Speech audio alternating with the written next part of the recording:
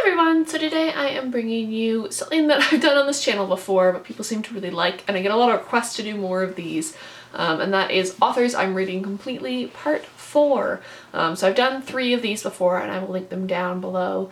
I don't do these very often because it's always hard to pick authors that I've dedicated myself to reading completely and working my way through their bibliography, but it's been quite a while since I've done one, so I decided to do one.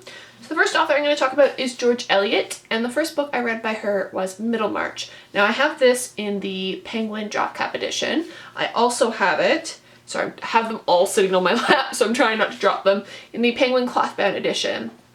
I have the drop cap because I have pretty much all of the drop caps, and I actually prefer the cover on this, like the clothbound, but I had a lot of issues with it, with the design wearing off, but you can get a similar edition in the Penguin English Library, which I also quite like. It's got like these silhouettes. They've also recently released 2 new editions by Penguin. They've got the Premier Deluxe Classics in a softback if you prefer that, and there's another one that I saw at the bookstore yesterday, so I will link all of these copies down below. So depending on because it is quite a thick book, so depending on if you prefer it in a hardback or a softback, these will all be linked down below.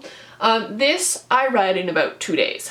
This was my first introduction to George Eliot. I read it, I want to say it was either March or May. It was like in the springtime, and I fell in love with it. I read it alongside of I Capture the Castle. I spent 2 days reading both books, and just absolutely fell in love. This is a sweet, sorry, I'm gonna put this down because it's really heavy. It's a very long novel because it covers long in terms of length and long in terms of the period that it covers. It basically covers quite a few years of these people's lives in this small English village, and you focus on a couple different characters and you kind of, follow them throughout as they make decisions, as they make poor decisions, as they make good decisions. It's very reminiscent of Jane Austen, I would say.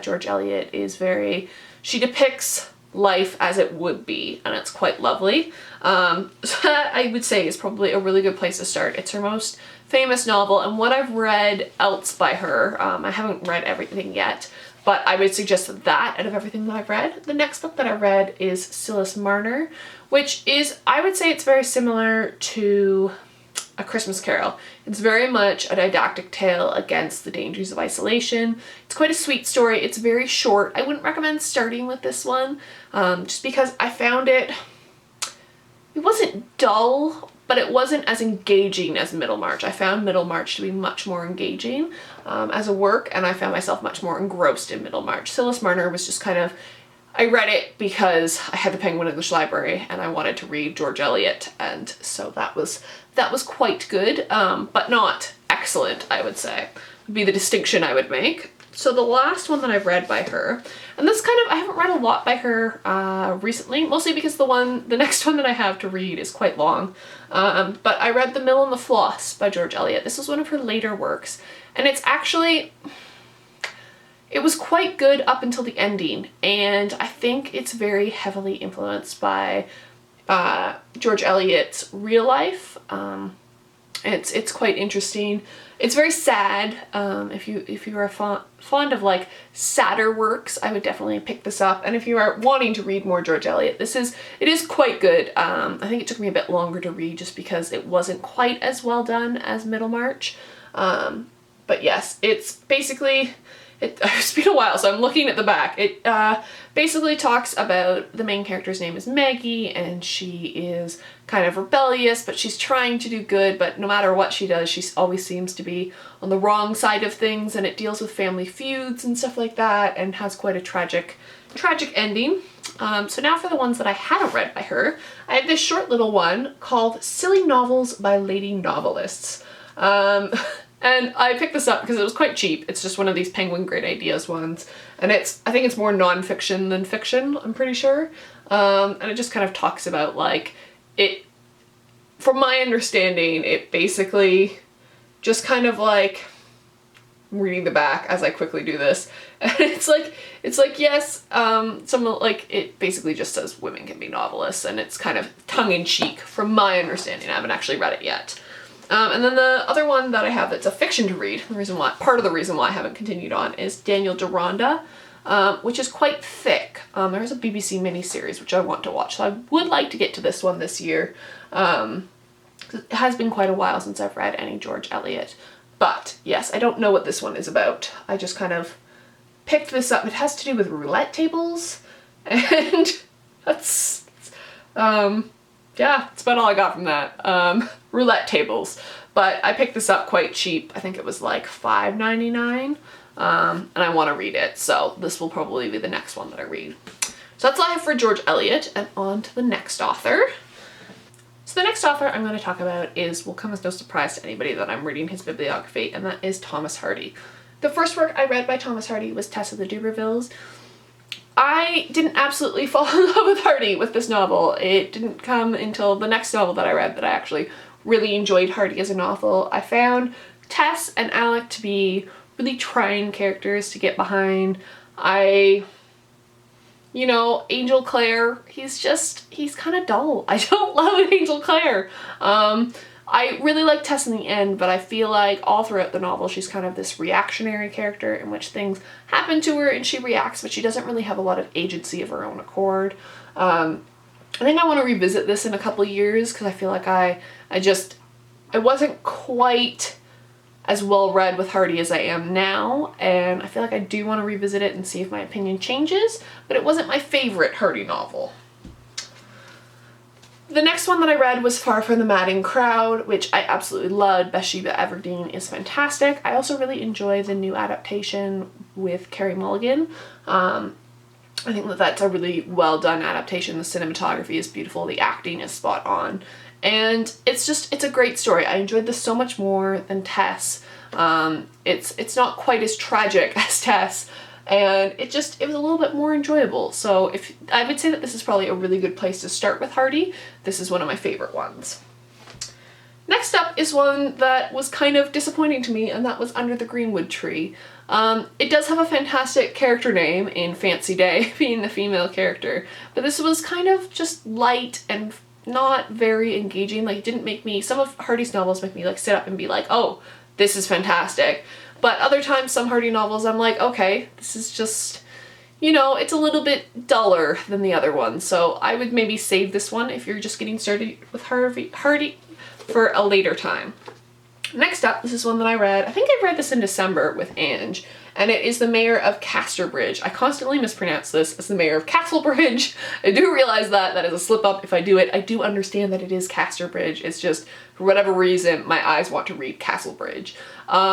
This is one of my favorite novels by Thomas Hardy. I think it's absolutely fantastic. Basically, it just, I don't want to talk too much about the plot because I don't want to give anything away, but I would highly recommend this. I would say this is another good place to start.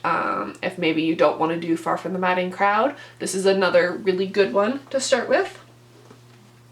And then in January, I read The Return of the Native, and I absolutely loved this book. Eustacia Vi is one of my favorite female characters that Hardy has written. I think she's so full of spirit and so full of like agency, and she just knows what she wants and she goes after it, and it's just absolutely fantastic. I would definitely recommend this one as maybe a second one to read. It is a little bit slower moving. I did alternate between reading the physical copy of the book and listening to the audiobook as narrated by Alan Rickman. At the time I was kind of busy and was doing a lot of things where I could listen to an audiobook at the time. So if you are an audiobook fan, it is a fantastic audiobook. I would definitely recommend it. Yeah, I can't recommend this book enough. It's just absolutely fantastic.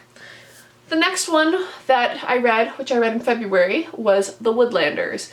And this is my favorite Thomas Hardy novel to date. I've done a full review, so I won't talk too much about this. And I feel like this one is, Hardy gets people and he writes people very realistically. And I think this is so far the best example I have seen of that. I think people, like, he writes very complex people, he writes very complex motivations, and it's just absolutely wonderful. So I would say that this is probably one that you should read as your third or fourth Hardy. I wouldn't recommend starting with this one. It is very slow moving and kind of, you know, a little bit of a slower pace than the other ones, so maybe save this one, but it is one of my favorites. Next up is Jude the Obscure, which I actually just read this month. I am a little less fond of this than I thought I was. I was disappointed by this. I think this was oversold to me a lot, and it just kind of didn't do it for me, which is disappointing, but I mean, I did enjoy it. I just felt like the characters weren't as well rounded as some of the other Hardy novels. Not going to talk too much about that because I haven't reviewed that yet. And then I only have 2 copies here that I haven't read. I have Thomas Hardy's Wessex Tales, which are basically just short stories surrounding his like Wessex County. And then I also have Two on a Tower in the Penguin English Library edition. And I do have a lot on their way. I think I have Desperate Remedies, a Laodicean, and a couple others that I've already ordered because Angie and I are planning on continuing with this, but they aren't here yet, so that's all I have in my house at the moment. So those are the Thomas Hardy novels that I've read. And now for the next author, which I don't own a lot of works on. She hasn't published that much, and I've only read one of them, but I do have all of the works that you can get by her, and that is Frances Burney. I read Evelina back in November and absolutely fell in love with it. It was one of my favorite books of 2015. It's so fantastic. It's hilarious. Highly, highly recommend it for fans of Jane Austen. So the 2 novels that I have to read by her, which are quite heavy, I have Cecilia, which is I think over 1,000 pages, which I'm really looking forward to digging into. I don't really know what these are about, but I picked them up because I really enjoyed Evelina, so I just wanted to read more by Frances Burney. And then I also have Camilla, which I'm also looking forward to. I feel like she was a I can't remember if she came before or if she was a contemporary or a near contemporary of Jane Austen, but they deal with similar like lifestyle, like, you know, everyday lives of people in Regency and England at that time. And she's very much like a satirical, like she pokes fun at society, and it's very entertaining. So those are some authors that I'm reading completely. I hope you guys enjoy this series. I'm sure I will do another one in the future. There are lots of authors I'm reading. It just takes a while to gather up enough books that I've read by an author. So I'll see you guys in another video. Bye.